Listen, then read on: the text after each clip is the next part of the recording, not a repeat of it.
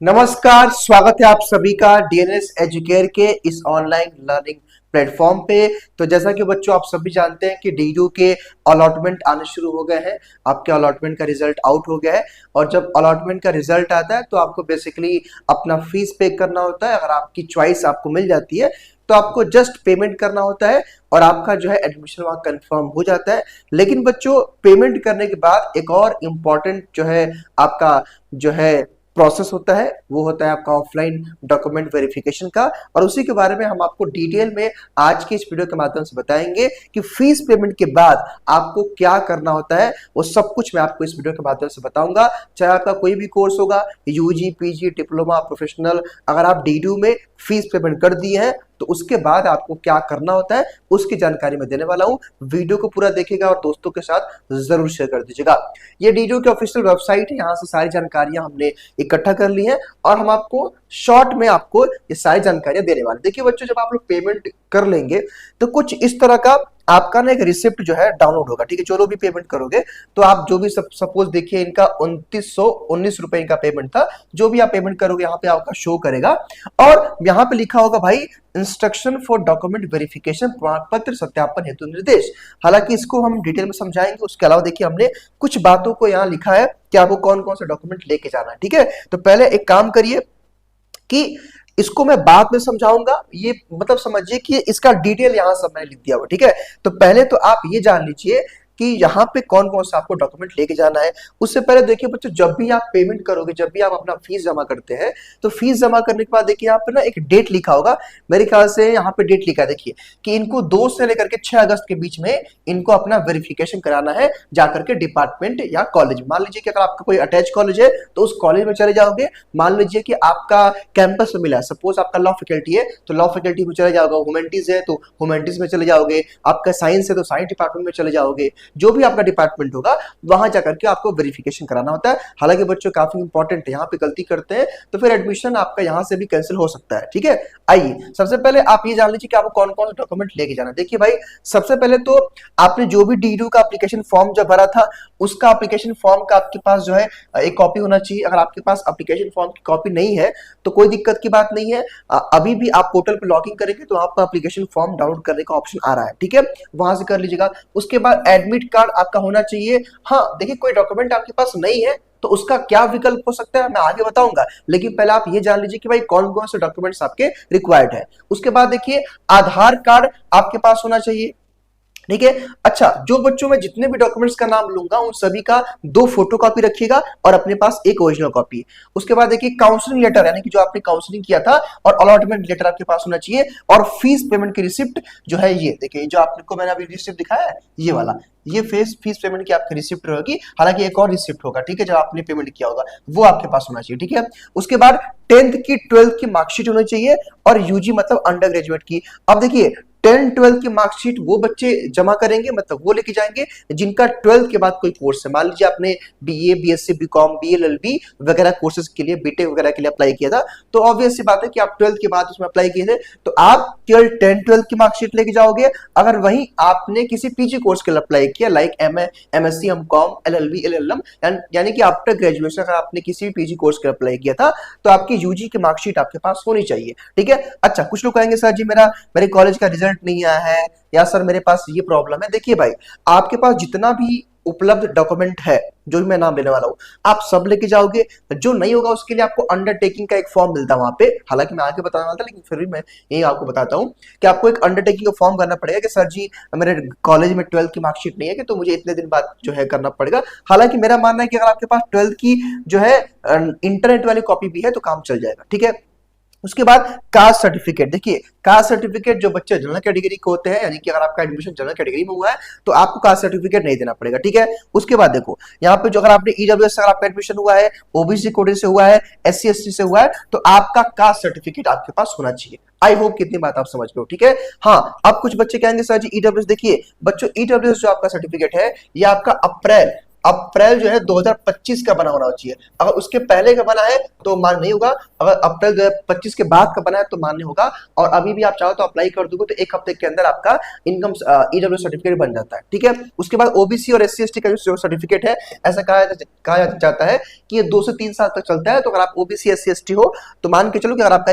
1 से 2 साल पुराना भी था तो चल जाएगा, लेकिन हाँ 3 साल से अधिक पुराना नहीं चलता है, तो आप उसको फिर से बनवा लेना। हालांकि यहाँ पे मैं आप सभी को सुझाव देना चाहता हूँ कि जो बच्चे ओबीसी के होंगे, एससी एसटी के होंगे, आप लोग फिर से नया बनवा लीजिए। इसका फायदा क्या होगा, जब आप लोग स्कॉलरशिप का फॉर्म भरेंगे तो वहां पे इसकी आवश्यकता पड़ती है और ईडब्ल्यूएस की भी आवश्यकता पड़ती है, ठीक है। चलो आगे देख लो भाई आप लोग। आगे भाई डॉक्यूमेंट क्या है, आपका इनकम सर्टिफिकेट। देखिए भाई इनकम सर्टिफिकेट तो मैं कहूंगा सभी लोग बनवा लीजिए।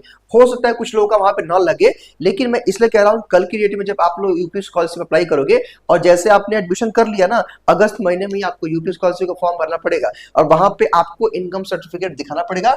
और बच्चों मैं आप सभी को एक सुझाव भी देना चाहता हूं कि इनकम सर्टिफिकेट अगर आपको स्कॉलरशिप चाहिए तो आप इनकम सर्टिफिकेट मतलब इनकम अपना कम शो करिए और उससे पॉसिबिलिटी बढ़ जाती है कि आपका स्कॉलरशिप आ जाए, ठीक है। तो इनकम सर्टिफिकेट थोड़ा सा कम बनवाइएगा, अपने घर पे बातचीत कर लीजिएगा, वकील लोग इसको बनाते हैं, बातचीत कर लीजिएगा, ठीक है। लेकिन इनकम सर्टिफिकेट सभी लोग बनवा लीजिएगा जिनको भी स्कॉलरशिप चाहिए भाई। उसके बाद देखिए माइग्रेशन सर्टिफिकेट। बच्चों ध्यान दीजिएगा, माइग्रेशन सर्टिफिकेट सबको नहीं जमा करना होता है। मान लीजिए कि आप अदर स्टेट से हो, यानी कि अगर आप यूपी के बाहर के हो तब तो आपको माइग्रेशन सर्टिफिकेट देना ही देना पड़ेगा। उसके अलावा मान लो किसी पीजी कोर्स में आप एडमिशन ले रहे हो तो आपका, मान लीजिए कि आपने वीर बहादुर सिंह पूर्वांचल विश्वविद्यालय से पढ़ा था और आप डीडू में एडमिशन ले रहे हो, यानी कि अगर आपने किसी अदर यूनिवर्सिटी से पढ़ा है यूजी कोर्स, तब आपको माइग्रेशन सर्टिफिकेट लेना पड़ेगा, यानी कि अदर यूनिवर्सिटी, यानी कि अदर यूनिवर्सिटी से अगर आप पढ़े हो तब आपका माइग्रेशन सर्टिफिकेट की आवश्यकता पड़ेगी, इंपॉर्टेंट है। और अगर आप अदर स्टेट से हो तब आपकी आवश्यकता पड़ेगी। अगर आपका मान लीजिए 12th कहीं और से किया था आपने अदर स्टेट से और आप यूपी में आज पढ़ाई कर रहे हो तो आपको माइग्रेशन सर्टिफिकेट जरूर लगाना पड़ेगा, ठीक है। चलो उसके बाद पासपोर्ट साइज का फोटो। तो देखिए भाई मैं कहूंगा कि काम करें कि अपने पास 10 ठो 20 ठो बनवा कर रख लीजिए, क्योंकि जानते हैं जब आप लोग कॉलेज में जाएंगे तो लाइब्रेरी कार्ड हो गया, आईडी कार्ड हो गया, कई तरह की ऐसी चीजें आती है जहां पे आपको ना पासपोर्ट साइज फोटो की आवश्यकता पड़ती है। तो अगर आप आज बनवा लेंगे तो 1 साल तक काम आएगा, ठीक है। तो 10-20 कॉपी बनवा कर रख लीजिए अपने पास, ठीक है।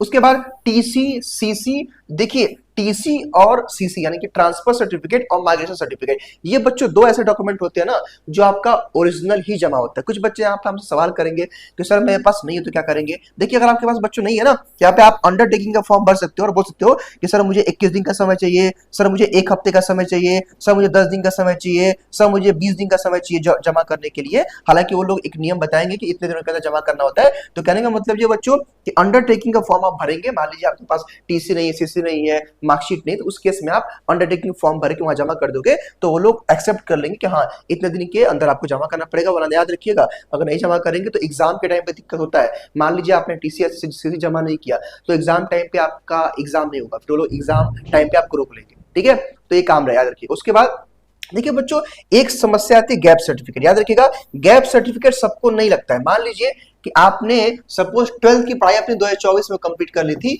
और आप 24 में कंप्लीट कर लिया था और आप 25 में लेना चाहते हो एडमिशन, ठीक है। तो आपका 1 साल गैप हो गया। या फिर आपने यूजी की अपनी पढ़ाई 24 में किया था, 23 में किया था, 22 में किया था और 25 में एडमिशन ले रहे हो। कहने का मतलब ये कि अगर आपका गैप है, अगर आपने 1 साल दूसरा पढ़ाई नहीं की है, कहीं एडमिशन नहीं लिया था, तो आपका गैप सर्टिफिकेट लगता है। और देखिए इस गैप सर्टिफिकेट के लिए भी एक काम करना होता है। आप किसी रजिस्टर वकील को पकड़िए, मतलब उससे बातचीत करिए और बोलिए कि सर मेरा गैप सर्टिफिकेट मतलब गैप हो गया है, आप गैप सर्टिफिकेट बनवा लीजिए। आमतौर पर बच्चे क्या कहते हैं गैप सर्टिफिकेट में, रीजन देते हैं कि मेरा हेल्थ इश्यू था या मैं किसी कोर्स की तैयारी कर रहा था इसलिए मैं एडमिशन नहीं ले सका। तो वही मतलब समझिए बस जो जस्ट एक फॉर्मेलिटी है, आपको ये दिखाना यूनिवर्सिटी को कि हम अगर 1 साल गैप किए थे तो इस रीजन से किए थे, जस्ट फॉर्मेलिटी है, एकदम इजी वे में हो जाएगा, बहुत ज्यादा इसको लेकर परेशान होने की आवश्यकता नहीं है। यूनिवर्सिटी के आसपास भी बनता है और आप किसी वकील से बातचीत करके बनवा लीजिएगा, अपने घर में बातचीत करेंगे पापा वगैरह से तो वो लोग बता देंगे, ठीक है। उस पर बेसिकली लिखवाना होता है कि आपने गैप क्यों किया है, बस आपका नाम, पापा का नाम, आप यहाँ गैप कर दिए, बस